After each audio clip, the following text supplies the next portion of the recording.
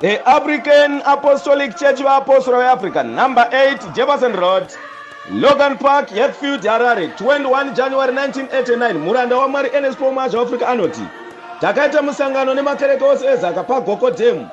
Vatendi vechechi yeZioni vakauya vakati muranda wa Mwari, tikumbirirewo kuna Mwari kuti mvura inaye. Ndakavapindura kuti zvingaita. Tapedza kuisa ngoni, zuva rakanga rakacheka nyika kusina makore. Kwakatanga kuita mute ikasanduka kuita makore kukanaya mvura zhinji. Tine mufaro mukuru nekuti tichava negumano reZaka District Masvingo East Province nemusi wemugovera 5 June 2001 nguva dza10:30 kusvika nguva dza3 p.m. Tichange tina bishop wedu weMasvingo East Province, Bishop T Mufute, nevafundisi vose veMasvingo East Province. Tinokukokai mose kuti muzonzwa evhangeri, vanorwara vanoporeswa muzita raJesu. Mark 16 verse 15 kuti munzwe zvizere. Batai District Secretary Evangelist Muchandibaya panhamba dzavo dzenhare dzinoti 077 233 0231.